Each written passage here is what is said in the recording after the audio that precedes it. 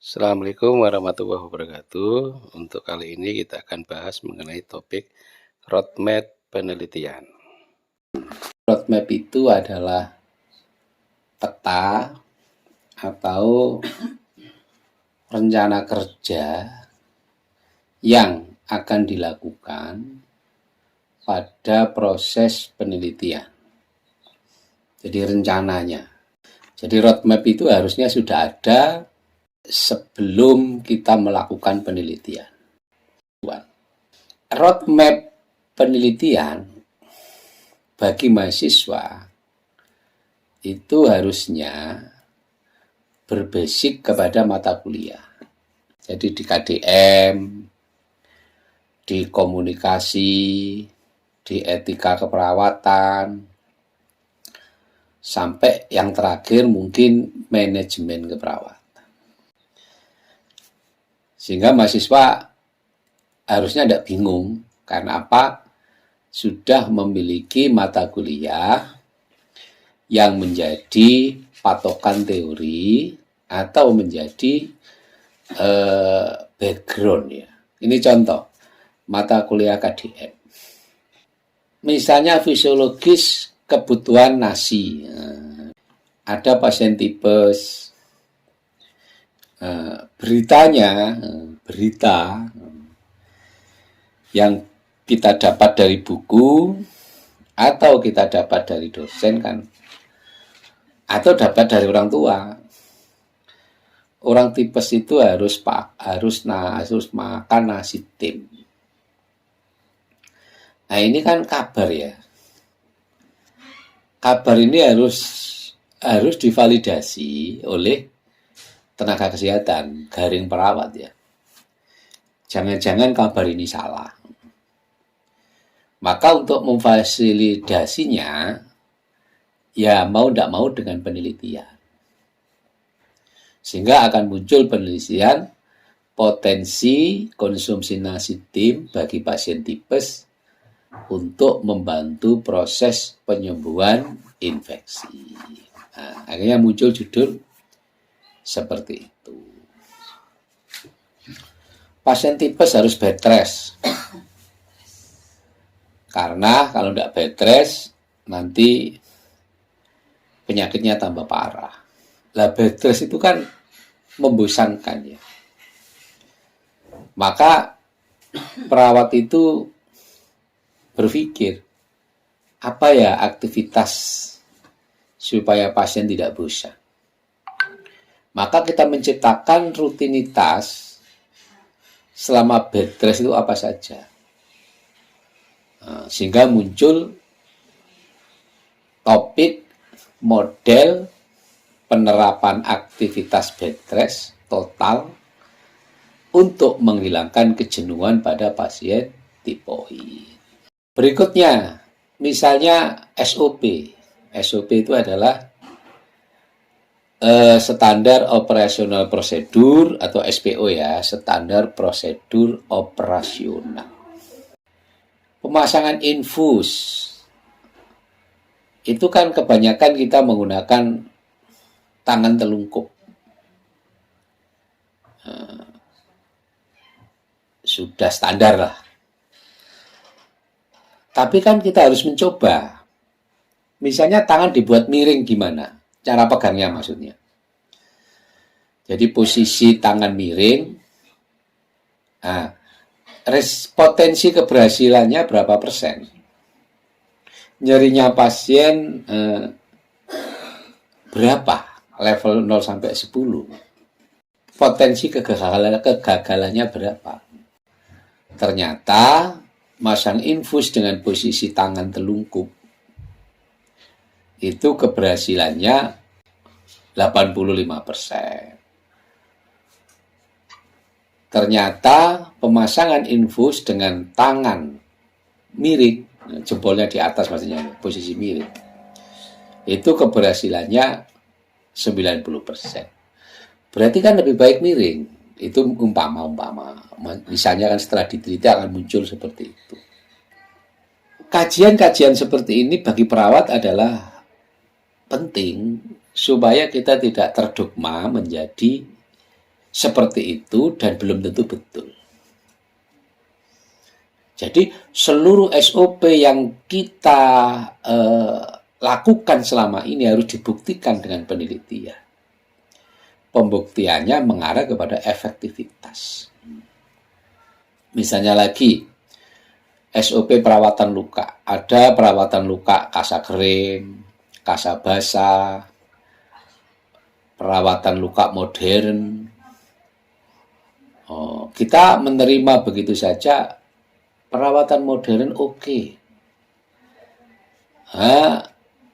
Potensi tingkat kesembuhannya berapa persen?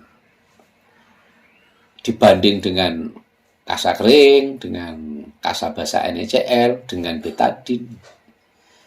Nah, itu kan nanti dibandingkan. Sehingga jangan sampai ilmu yang baru itu malah turun potensinya. Nah, kalaupun itu potensinya naik, maka berapa persen kenaikannya? Signifikan tidak dengan biayanya?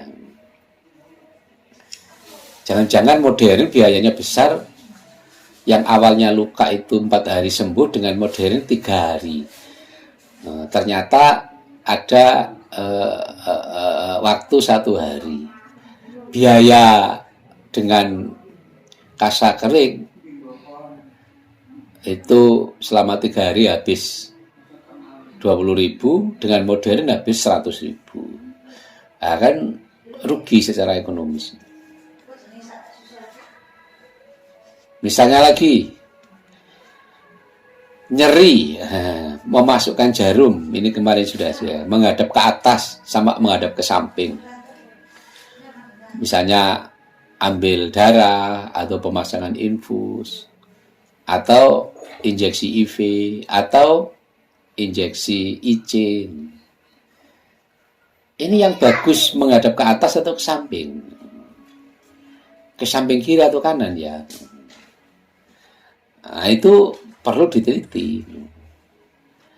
Meskipun sampai saat ini informasi yang kita dapat adalah jarum menghadap ke atas ya.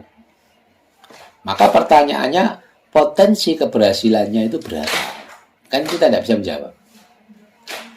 Maka itu menjadi topik penelitian. Mata kuliah komunikasi. Perawat itu karena beban kerjanya tinggi atau karena sudah menjadi pegawai negeri yang tidak bisa dipindah. Sampai saat ini keluhan masyarakat ya, perawat itu kedus-kedus. Dan saya merasakan sendiri, kalau ngantar pasien, menjenguk itu menurut saya bukan perawat, tapi satpam. Menurut saya ya, koramil. Jadi nadanya itu nada koramil. Lebih pantas menjadi tentara daripada menjadi perawat. Cara komunikasi kepada pasien, menghakimi. Dan ini kan harus diteliti. Mengapa ini? Jadi akhirnya muncul analisis hubungan komunikasi verbal perawat terhadap tingkat kepuasan pasien. Bahkan ada isu bahwa setelah ini tidak ada batas negara. Orang Eropa, orang Inggris, orang Amerika itu nanti akan masuk Indonesia, rumah sakit beserta perawat dan dokternya. Maka supaya perawat-perawat kita terjaga, tidak sampai dimasuki dokter asing, maka kita harus membuat model. Misalnya model komunikasi kromo inggil dalam upaya peningkatan kualitas kedekatan pada pasien usia lanjut. Nah, itu perlu diteliti. Berikutnya, etika. Banyak prinsip etik di rumah sakit itu.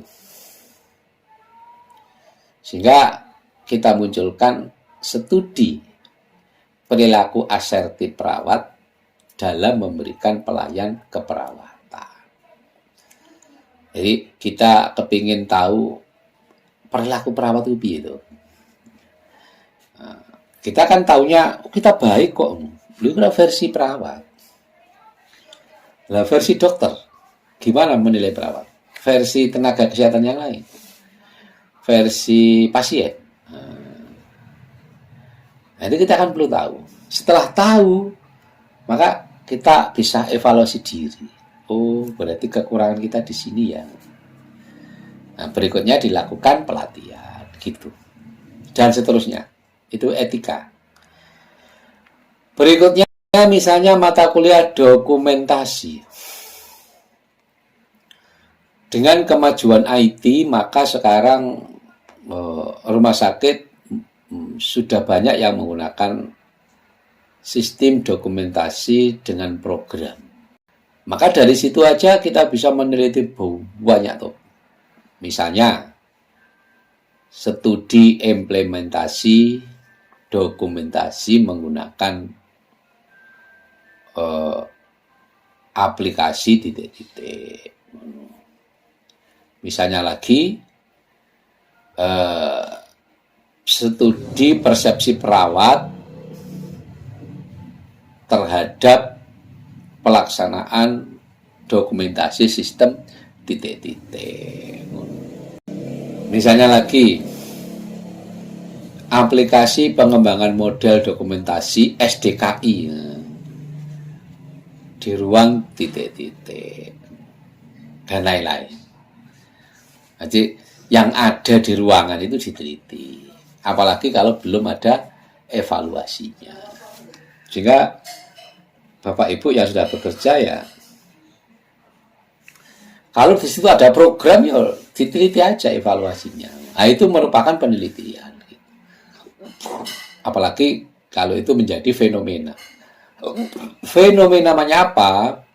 Program ini belum dilakukan evaluasi. Program ini membutuhkan biaya besar.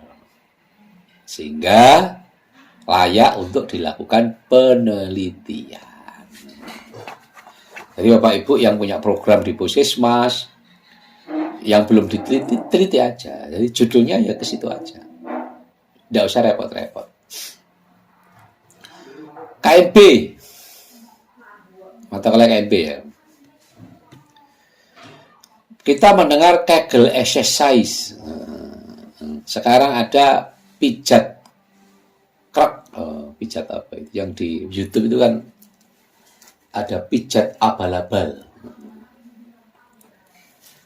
dan lain-lain lah. Kan kalau kita lihat di televisi itu kan orangnya kram dipijat langsung sembuh. Dan tempatnya ada itu. Maka kita kan bisa menerapkan ilmu itu karena sebenarnya ilmu kita itu, ilmu seperti itu kan harusnya kita perawat tahu, tapi mengapa kok dikembangkan oleh mereka? Bukan oleh perawat. Maka topik dan judulnya adalah potensi kesembuhan pijat abal-abal pada pasien dengan kelainan persarafan. Misalnya itu. Tinggal kita ke kliniknya minta izin, Pak, diteliti, Pak. Sudah selesai. Nanti diteliti. Itu masuk ke topik KMB. Sebenarnya penelitian itu banyak. Dan lain-lain. Mudah-mudahan jelas.